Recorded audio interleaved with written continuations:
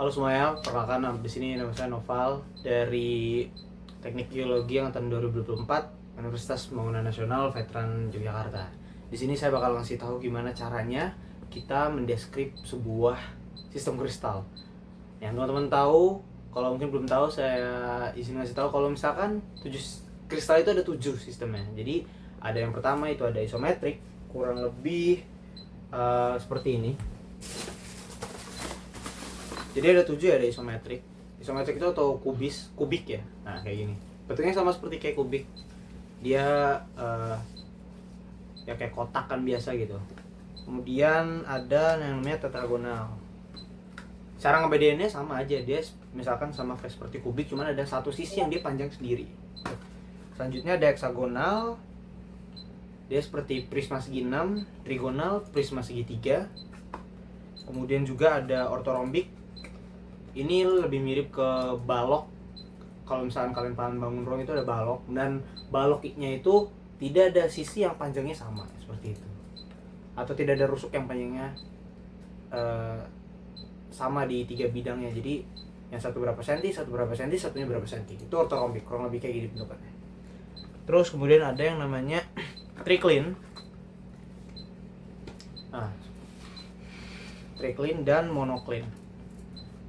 Monocline itu kalau kalian mau taunya kayak tempe sebelum kalian dipotong-potong gitu, yang kalau kalian beli di tukang sayur tuh. Nah, seperti ini ya tempe. Ini monocline. Oke. Dan kita akan mendeskrip ke 7-7-nya. Mulai lengkap dari ada JPLN, JUS, kemudian juga ada notasi dan macam-macam lainnya. Jadi kita akan masuk ke yang pertama dulu, yaitu adalah isometrik. Oke, jadi dalam mendeskripsi sebuah sistem kristal gitu ada yang pertama ada JPLN. JPLN itu apa? JPLN itu merupakan singkatan dari J itu jumlah sumbu, kemudian juga P itu panjangnya, kemudian juga L itu letaknya, dan N itu adalah nilai dari sumbu C yang dimiliki oleh si sistem kristal itu. Nah, kita bisa lihat di sini, ini adalah sistem kristal isometrik atau kubik atau reguler namanya, bayang namanya. Ada 3 itu ya. Terus kita mulai dari JPLN ya. Untuk yang pertama J-nya itu jumlah sumbunya. Jumlah sumbunya ada 3, yaitu sumbu A, yang di depan nih sumbu A, terus sumbu B, dan sumbu C yang atas gitu. Nah, untuk P-nya, untuk letaknya, untuk panjangnya, dia itu semua sama. Sumbu A sama dengan sumbu B dan sama dengan sumbu C. Nah, kemudian untuk L, letaknya, letak sudut dari sudut yang dihasilkan oleh perpotongan sumbu itu juga sama-sama 90 derajat. Jadi alfa sama dengan beta sama dengan gamma itu nilainya sama dengan 90 derajat. Maka semua bertiga saling berpotongan, saling bertegak lurus seperti itu.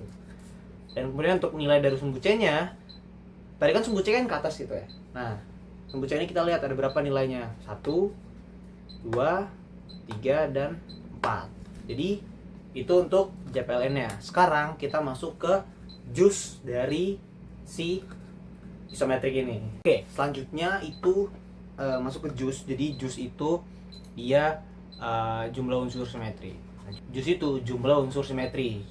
Yang pertama kita cari itu adalah si sumbu C-nya. Nah, bisa kita lihat. Jadi dalam isometrik ini kita bisa tulis 3L4. Kenapa bisa 3L4? Itu pertama, dia memiliki 3 sumbu yang sama ibaratnya. A, B, C-nya itu benar-benar sama, mulai dari panjang, mulai dari letak, dan segala macamnya itu sama. Maka ya kita tulis 3L. Nah, 4-nya itu dari mana?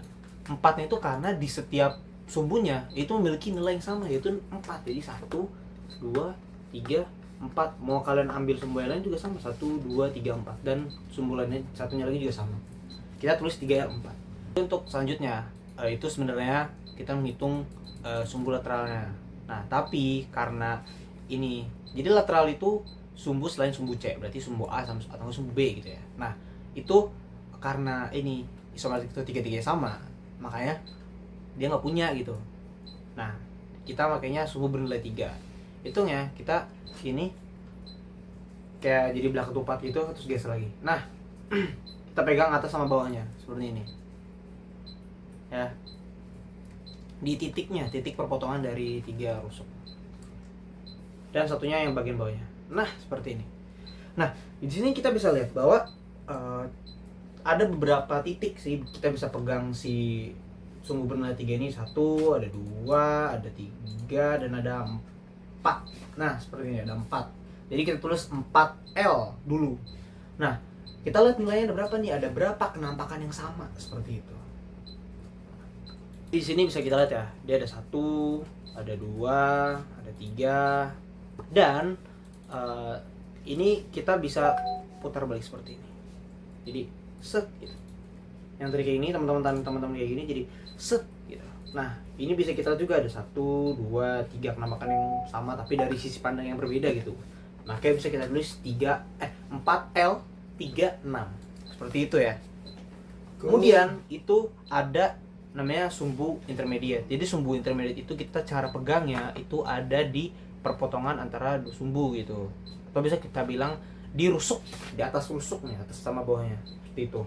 Nah ada berapa sih letak kita bisa pegang si sumbu intermediate-nya, itu ada 6. Ada 1, 2, 3, 4, 5, dan katanya 6. Nah ini, nah itu gimana kok bisa tahu sih ada 6? Ya kita, kalau mungkin teman-teman belajar matematika di sekolah itu bangun ruang itu misalkan kubik ya, kubus itu dia punya 12 rusuk. Nah 12 kita bagi 2 aja berapa kan, berarti 6. Nah kayak gitu ya, gampang kan? Oke.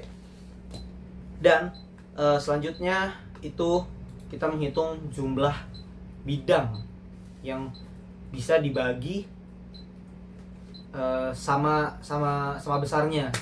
Nah untuk menghitung si bidang yang bisa dibagi sama besarnya itu ada berapa, itu kita hitungnya. Misalkan ini ada busnya kita 1 dihadapin yang paling depan, kita bagi nih 1 sebelah 1, 2 secara plus, terus kita bagi secara silang juga bisa 1, 2, 3, 4. Nah itu udah 4, kita balikan sisinya. Kalau kita ulang yang sama kan pasti tadi udah kesebutkan, jadi kita diagonalnya 5, 6, kita balik ke satu sisinya lagi 7, 8, dan kita belah 2 set 9. Itu kita tulis 9P. Dan apakah dia memiliki pusat dari si sistem kristalnya? Kalau misalkan ujung-ujung dari sudut ini kita tarikan, kita hubungkan, apakah akan ketemu satu titik perpotongan yang tempat dimana banyak garis berpotongan gitu, baik simetri berpotongan? Jawabannya adalah ada. Kita tulis C. Jadi kalau misalkan kita tulis jusnya, jadi jusnya itu kalau kita terus ulang itu ada 3L4, 4L 36, terus ada 6L2 dan 9PC seperti itu. Selanjutnya juga ada kita perlu mendeskrip Hermann Maguire dan Schoenfisch-nya, HM dan SC-nya, yang dimana itu semua tergantung dengan si jus yang udah kita cari tadi. Nah ini kan kita tahu kalau misalkan tadi udah kita sebutin ada 3L4. Nah pertanyaannya itu L4 kan, 4-nya langsung kita ambil 4 gitu. Nah apakah tiap nilainya itu bisa kita bagi 2 secara horizontal dan menghasilkan beda yang sama besar? Kalau bisa, berarti kita tulis 4/M gitu, kayak pecahan gitu, 4/M gitu. Nah selanjutnya itu ada tadi kan selanjutnya itu di bidang lateral, tapi karena dia ngomong lateral kita pakai sumbu bernilai 3, dan hasilnya itu ada 3 penampakan yang sama. Tapi kan kita tulis ada 6-nya tuh, tapi kita ambil 3-nya aja. Berarti apa? 3 ada garisnya sedikit di atas, 3 bar, kita tulisnya 3 bar. Nah kayak gitu. Selanjutnya juga ada yang namanya tadi di intermediate-nya. Nah intermediate-nya tadi kita tulis 6L2, berarti nilainya berapa? Nilainya 2. Nah kita tulis 2. Dan apakah nilai kenampakannya itu bisa kita bagi 2 sama rata, secara horizontal besarnya sama, bisa, jadi 2/m. Dah, selesai. Itu HM-nya. Oke, selanjutnya kita masuk ke yang Schoenfish-nya, yang SC-nya. Untuk ini simpel banget, kita bisa tulis OH. O-nya besar, H-nya kecil. Kenapa O? Jadi setiap sumbu C yang bernilai 4 itu kita tulis O. Itu namanya octaeder. Ya. Karena sistem kristal yang paling baik itu yang memiliki nilai C-nya 4 atau octahedron seperti itu. H-nya itu sebenarnya selama dia itu bidangnya itu bisa dibagi 2 secara horizontal atau secara diagonal, ya selama dia bisa dibagi 2 secara horizontal itu 20 sama H, udah kelar. Seperti itu. Dan untuk ini isometrik ini dia kelasnya adalah exotahedral, ya. Oke, selanjutnya kita masuk ke sistem kristal yang kedua, yaitu tetragonal. Jadi untuk JPLN-nya kurang lebih agak mirip sama yang isometrik. Cuman bedanya dia itu di panjang sumbunya. Nah, jumlah sumbunya sama, jumlah sumbu C-nya sama, dia masih 4. 1, 2, 3, dan 4. Nah, itu kemudian ada di panjang sumbunya.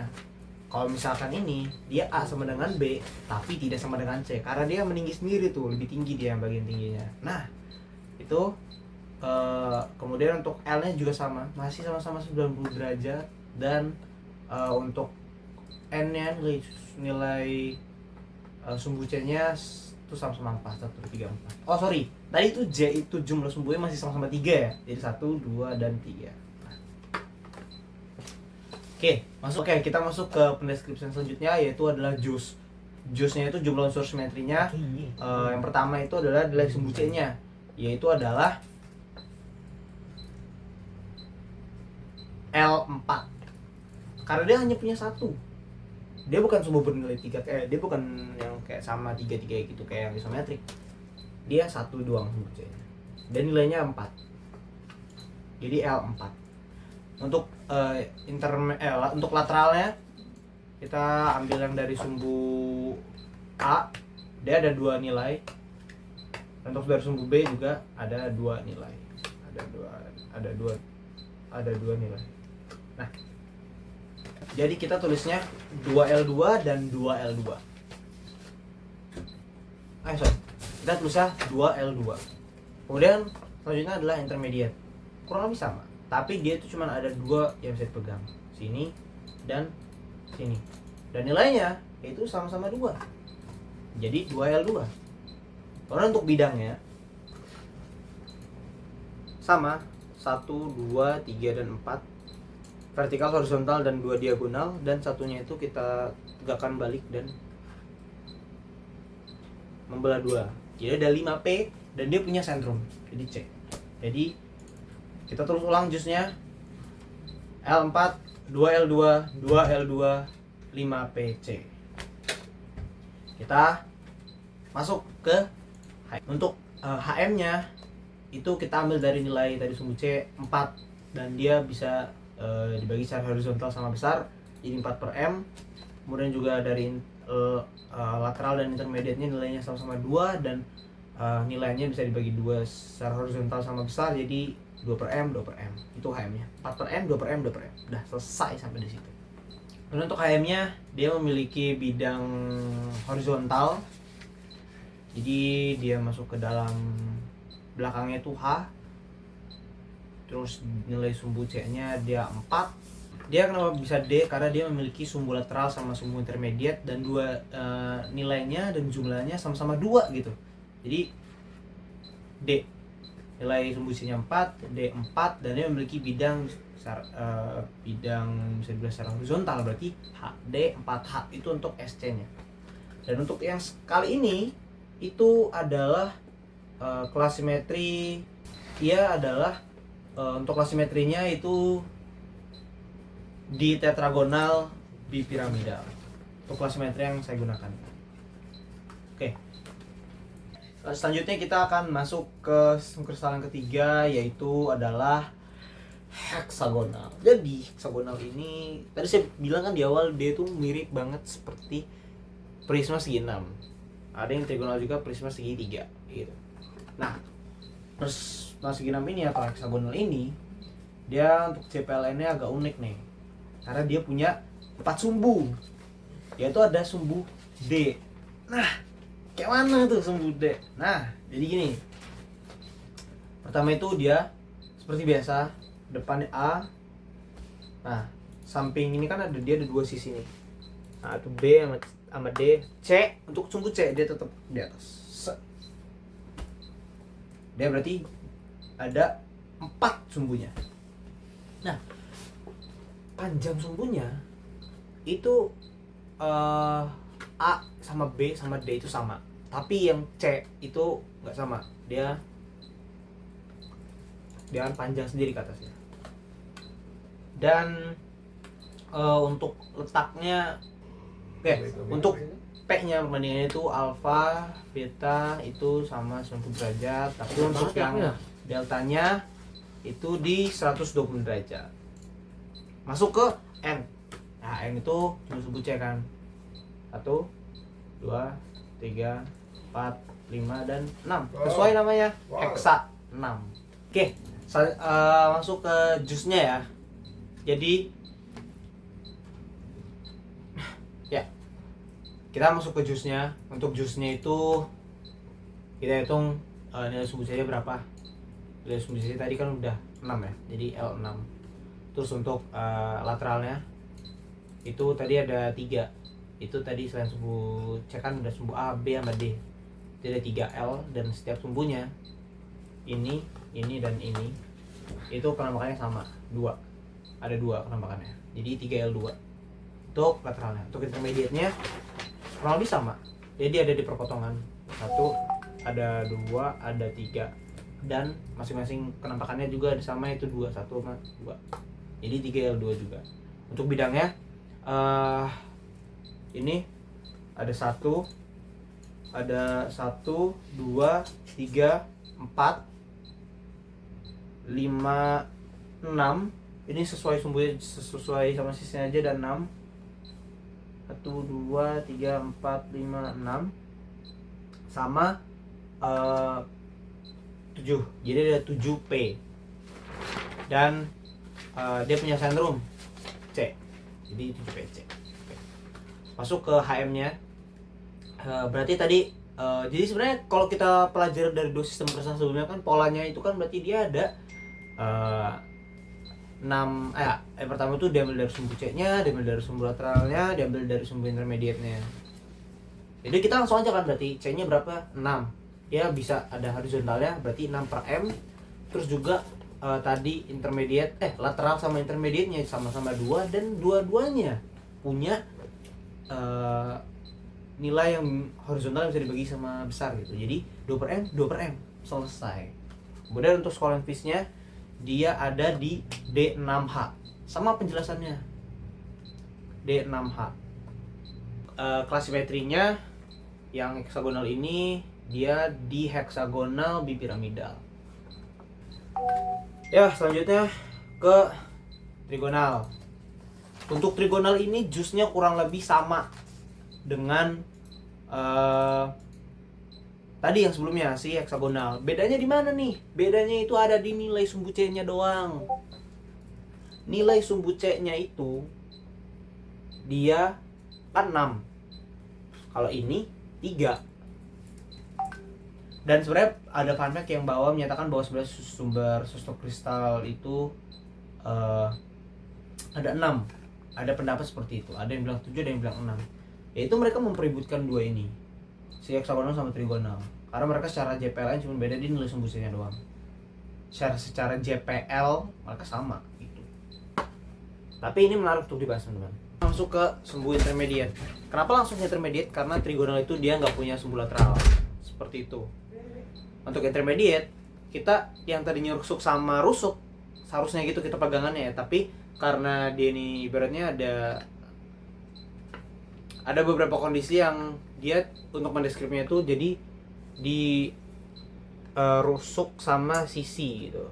Nah, dia tuh ada 3, ini, dan ini. Dan tampaknya sama-sama 2, jadi 3L2. Seperti itu. Selanjutnya itu ada untuk bidangnya itu ada 4, itu ada 1, 2, 3, dan 4. Nah, itu jadi 5P. Nah, untuk trigonal ini dia nggak punya C, jadi cuma cukup sampai 5P aja. Selanjutnya untuk HM-nya dia ada di, karena tadi itu kita ada L36, kita ambil 6 bar, terus juga ada M, dan untuk yang selanjutnya itu di bagian yang tadi itu latar intermediate, yang bagian intermediate dia itu nggak bisa kita nilaikan 2 ya, kita nggak bisa bagi 2 secara horizontal karena besarnya nggak sama, jadi 2 aja. Kemudian untuk SC-nya D3H. Penjelasannya kurang lebih sama. Bedanya di 3-nya karena nilai sumbu C-nya itu ada 3. Dan untuk klasimetrinya, untuk trigonal ini dia di tetragonal bipiramidal. Selanjutnya kita masuk ke ortorombik. Ortorombik ini menurut saya sistem kristal yang ibaratnya basic banget setelah isometrik sama tetragonal. Dan ini sebenarnya berbentuk seperti balok dan tidak ada panjang yang sama di ketiga sumbunya. Jadi untuk JPLN-nya jumlah sumbunya ada 3, dan P-nya itu perbandingannya tidak ada yang sama sekali. Untuk letaknya dia semuanya sama-sama 90 derajat, saling tegak lurus satu sama lain, dan untuk nilai sumbu C-nya ada 2, depan dan belakang aja. Kemudian untuk bagian jusnya untuk nilai sumbu C-nya 2L, L2 satu nilainya, dan satu sumbunya dan nilainya 2, nilai kenampakannya 2. Untuk sumbu lainnya juga sama, dia ada di 2 di L2. Selanjutnya untuk lateralnya dia ada di L2, sama sebenarnya kayak yang tadi. Intermediate juga sama, ada di L2.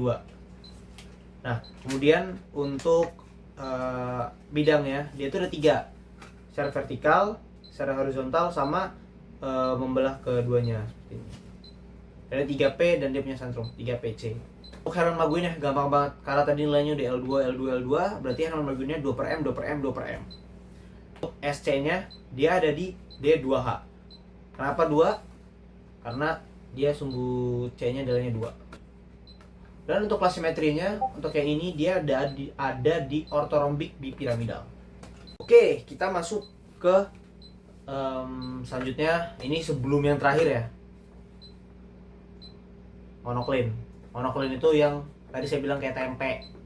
Nah, ini kalau kalian beli tempe di pasar, bentukannya tuh sebelum dipotong-potong itu kayak gini. Oke. Nah, kita mulai dari JPLN-nya lagi ya. Jadi JPLN-nya itu J-nya dia sumbunya 3. Untuk L-nya dia alfa beta 90 derajat dan tidak sama dengan gamma. Untuk nilai sumbu C-nya dia ada di 2. Oke, selanjutnya kita masuk ke jus-jusnya. Dia tuh nggak ada nilai sumbu C, dia nggak ada nilai intermediate, dia langsung ke lateral doang gitu. Jadi ya itu lateralnya yaitu gini. Nah, persis sama kan? Jadi dia L2. Kemudian untuk P-nya dia cuma punya 1, jadi kita tulis P doang, nggak usah 1P. P. Dan dia punya sentrum C. Selesai. Untuk HM-nya karena tadi yang punya nilainya cuma lateral doang, yaitu L2. Berarti HM-nya 2/M. Nah, C-nya dia ada di untuk nilai SC-nya, skala Fish-nya dia ada di C2H. 2-nya karena nilai tadi ada 2. Terus juga untuk H-nya tadi penjelasan masih sama. Dan kenapa C? Karena nilai sumbu C-nya itu tidak bernilai, atau bisa bilang C itu cyclic gitu ya. Jadi C2H. Untuk klasimetrinya dia ada di prismatik. Oke, yang terakhir banget nih, tricline. Tricline itu dia untuk JPLN-nya ya. Untuk JPLN dia jumlah sumbunya 3. Terus juga untuk panjangnya nggak ada yang sama, letaknya juga nggak ada yang sama, nggak sama-sama nggak 90 derajat semua. Terus juga untuk N-nya dia nggak ada, nilai sumbu C-nya dia nggak ada. Nah, karena dia bentuknya simetris banget nih, asimetris banget. Jumlah sumbu jusnya itu dia cuma C, dia cuma punya sentrum doang. HM-nya kita tulis I karena dia sumbu C-nya nggak punya nilai. Dan untuk SC-nya dia itu ada di CI. C-nya sama, dia karena nggak ada nilai sumbu C-nya. I-nya itu karena dia untuk klasimetri dia di pinakoidal. Oke, untuk notasi bidangnya, kalau kita menggunakan bidang depan karena dia hanya berpotongan dengan sumbu A, makanya kita tulis 100. Untuk tetragonal juga kurang lebih sama. Kalau kita menggunakan bidang paling depannya, itu karena dia hanya berpotongan dengan sumbu A, kita tulis juga 100. Oke, untuk yang sistem kristal bernilai 4 sumbu yang sampai dengan sumbu D, itu kita penulisannya itu di A, B, D, C. Dan untuk trigonal sama heksagonal ini, dia bidang depannya itu berpotongan dengan sumbu A dan sumbu D, sehingga kita tulis 1010. Untuk ortorombe juga sama, dia hanya berpotongan dengan sumbu A di depannya, jadi 100. Untuk monocline juga sama di 100. Kemudian untuk tricline juga sama, dia di 100. Baik, mungkin sekian dari saya untuk mendeskrip 7 sistem kristal ini. Semoga dapat bermanfaat dan mohon maaf apabila ada penyampaian yang kurang jelas ataupun tidak berkenan. Terima kasih atas perhatiannya. Saya ucapkan terima kasih dan sampai jumpa.